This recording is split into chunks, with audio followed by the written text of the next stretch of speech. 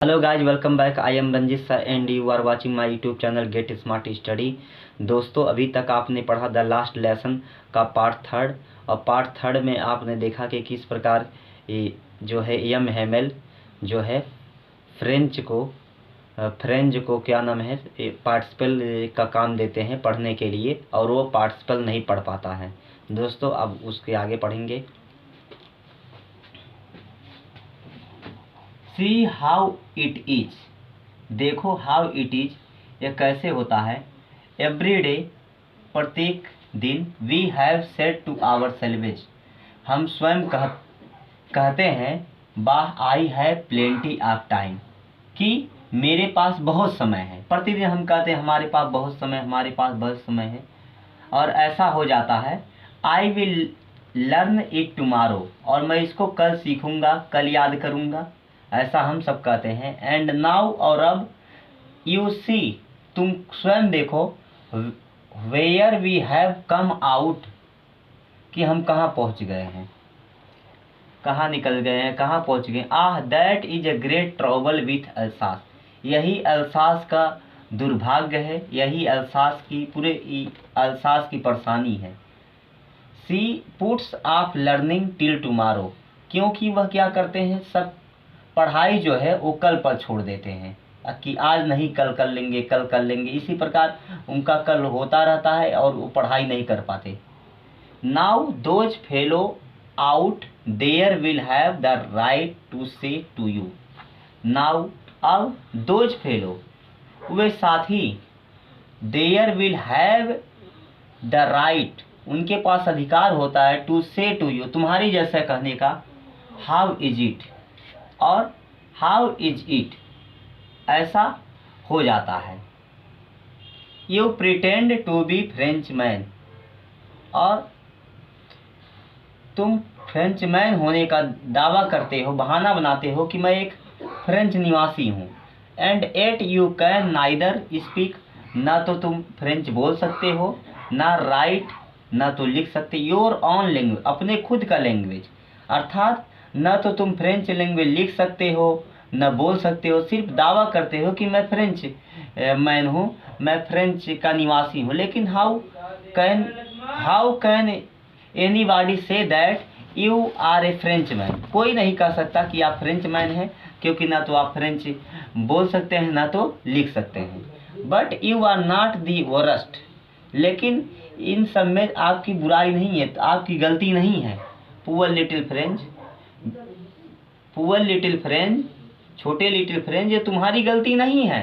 We have all a great deal to reproach ourselves with, we have all, हम सभी, great deal of reproach मतलब हम सभी का इसमें दोष है, हम सभी का इसमें दोष है। Our your parents were not anxious enough to have you learn, आपके जो पेरेंट्स वेयर नॉट एनेक्सियस, इच्छुक नहीं थे, एनफ पर्याप्त, टू हैव यू लर्न, आपको सिखाने के लिए, आपको पढ़ाने के लिए। आपके पेरेंट इतने इच्छुक नहीं थे, नहीं चाहते थे कि आप पढ़ें, आप सीखें। दे प्रिफेर्ड, वे पसंद करते थे, टू पुट यू वर्क, कि आप काम करें, ऑन ए फार्म, खेत में, आर एट द मिल, या मिल यानी कारखाने में आप काम करें। आपके पेरेंट यही चाहते थे, आपके पेरेंट यही पसंद करते थे कि आप मिल में काम करें, या फार्म मतलब कारखाने में काम करें। फार्म मीन्स खेत में काम करें, और एट द मिल या कारखाने में काम करें। सो एज टू मीन्स ताकि, टू हैव मीन्स मिल सके, ए लिटिल मोर मनी, कुछ पैसा मिल सके। एंड आई, और मैं भी इसमें दोषी हूँ। ऐसा नहीं कि आपके माता पिता ही दोषी हैं कि आप पढ़ नहीं पाए, आप फ्रेंच लैंग्वेज सीख नहीं पाए, मैं भी इसमें दोषी हूँ। I have been to blame also, मैं भी इसमें दोषी हूँ। मेरी दोषी होने की क्या वजह है कि मैं भी यहाँ दोषी हूँ। हैव आई नॉट ऑफन, क्या मैं नहीं अक्सर भेजता था, सेंट मतलब भेजना, ऑफन मीन्स अक्सर, तो क्या मैं अक्सर आपको नहीं भेजता था, बार बार आपको नहीं भेजता था। टू वाटर माई फ्लावर, कि मेरे फूलों को पानी दे दो, मेरे फूलों को पानी डालने के लिए क्या मैं तुम्हें भेजता नहीं था? इंस्टीड ऑफ लर्निंग, पढ़ने की बजाय, सीखने की बजाय, योर लेसन, अपना पाठ। मैं आपसे नहीं कहता था कि जाओ फूलों में पानी डालाओ? मेरा भी इसमें दोष है कि तुम फ्रेंच लैंग्वेज नहीं सीख पाए। And when I wanted to go fishing, और जब मैं फिशिंग के लिए निकल जाता, मछली पकड़ने के लिए निकल जाता था, जब मैं मछली पकड़ना चाहता था, did I not just give you holiday, तो did I not just give, तो मैंने क्या नहीं दिया? यू मतलब तुम सभी को, हॉलीडे मतलब छुट्टी। तो जब मैं मछली पकड़ने चला जाता था, जब मैं मछली पकड़ना चाहता था, तो क्या मैं तुम सबको छुट्टी नहीं देता था? Then from one thing to another, तब from one thing to another, एक के बाद एक ब्लेम करते गए, एक के बाद एक दोषारोपण करते गए।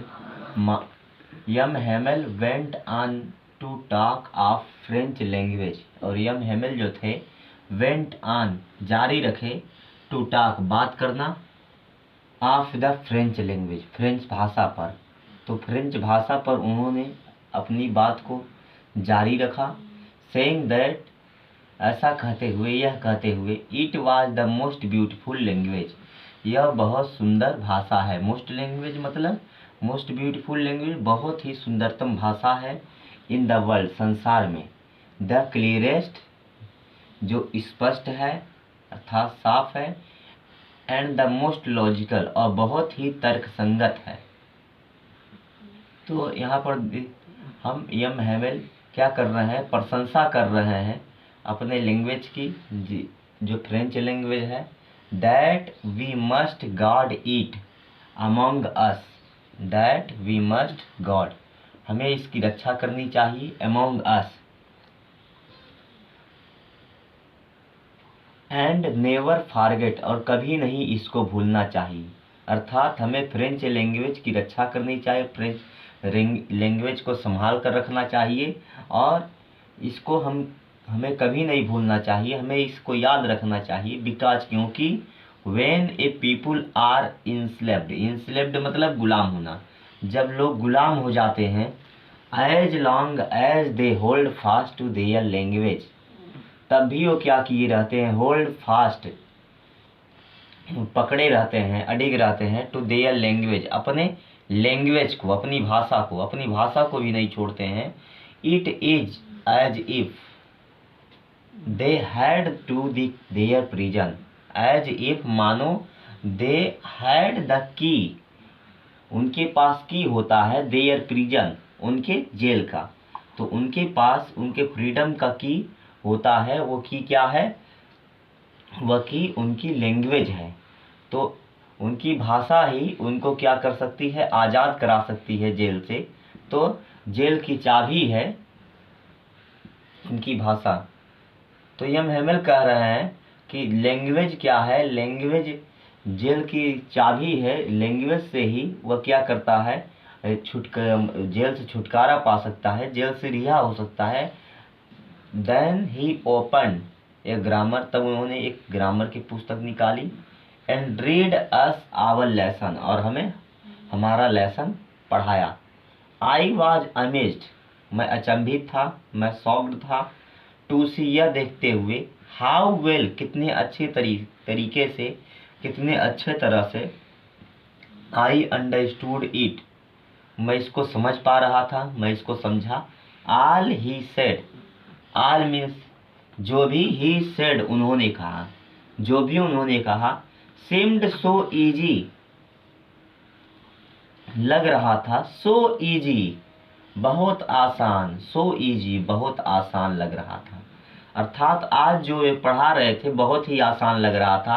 इसके पहले इतना आसान कभी लगा नहीं था, कभी महसूस नहीं होता था। आई थिंक, मुझे लगता है, टू मीन्स भी, that I had never listen carefully, जिसको आई हैड नेवर, मैंने कभी नहीं, लिसन मीन सुना था, केयरफुली मतलब ध्यान से, इतना ध्यान से मैंने कभी नहीं सुना था, क्योंकि लेसन जो है मुझे इंटरेस्टिंग लग रहा था। And that he had never expand, all that मतलब जो, ही हैड नेवर एक्सप्लेन, उन्होंने कभी नहीं समझाया था, एवरीथिंग, प्रत्येक चीज को, विद सो मच पेशेंस, इतने धैर्य से, तो इतने धैर्य से उन्होंने कभी नहीं हमें समझाया था, लेकिन आज वो बहुत अच्छे तरीके से हमें पढ़ा रहे थे, ऐसा मुझे प्रतीत हो रहा था। इट सीम्ड, ऐसा लग रहा था, ऑलमोस्ट, पूरी तरह से ऐसा लग रहा था, as if the poor man wanted, मानो पुअर मैन किसके लिए आया है, यम हेमेल के लिए, मानो यम हेमेल वांटेड, चाहते थे, टू गिव अस, हमें देना, आल, उन सभी चीजों को, ही न्यू, जिसको वह जानते थे, बिफोर गोइंग अवे, जिसको वह जाने के पहले देना चाहते थे, and to put it all into our head, और इसको आवर हेड, हमारे दिमाग में भरना चाहते थे, एट वन स्ट्रोक, एक ही बार में, वन स्ट्रोक मतलब वंस, तो एक ही बार में ऐसा लग रहा था कि हमें सब कुछ देना चाहते हो M Hamel. After the grammar we had a lesson writing, और ग्रामर के बाद वी हैड, हमने शुरू किया, ए लेसन राइटिंग, एक लेसन लिखना शुरू किया।